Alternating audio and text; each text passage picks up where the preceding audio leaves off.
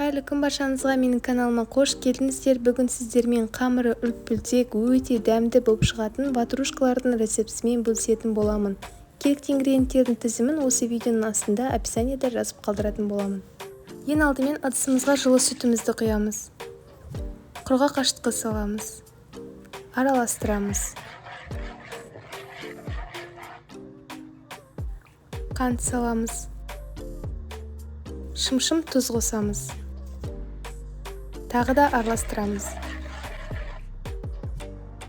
Жұмыртқа саламыз. Бөлме температурасындағы жұмсақ сары майымызды қосамыз. Араластырамыз.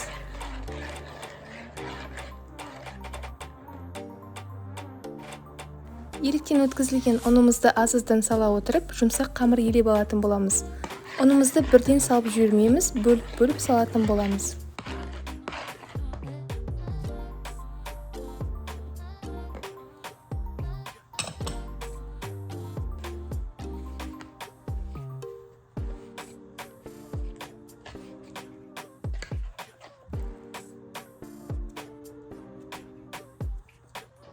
Қамырымыздың бетін жауып, жылы жерге көтерілуге 1 сағатқа қойып қоятын боламыз. Мінекей біздің қамырымыз күшті болып көтеріліп шықты.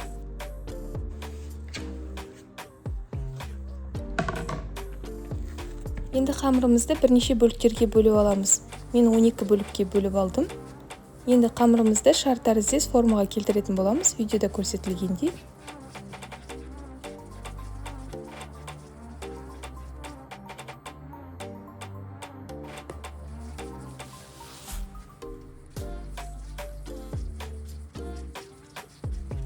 Салмасын дайындағанша қамырымызды 10-15 минутқа қойып қоятын боламыз, бетін жауып.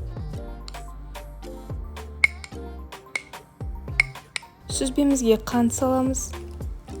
Жұмыртқа қосамыз. Жақсылап араластырамыз. Мен мұнда блендермен араластырдым, немесе қасықпен де араластырсаңыздар да болады.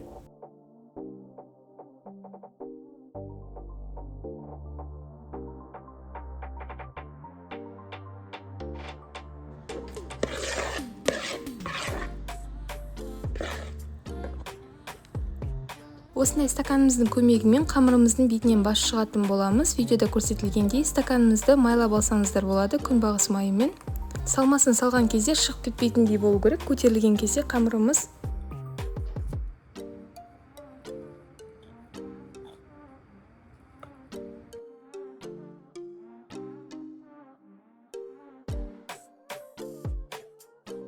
енді қамырымыздың бетіне салмасын салып шығатын боламыз.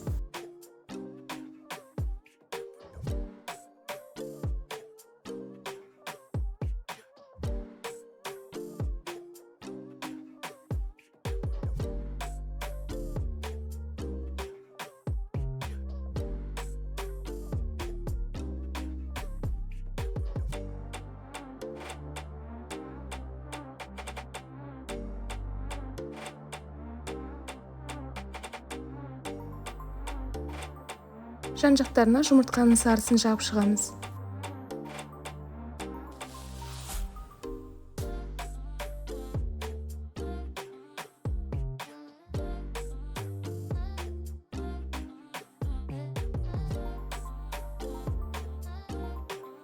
Енді 180 градуста қызып тұрған пеште 20-25 минуттай пісіретін боламыз.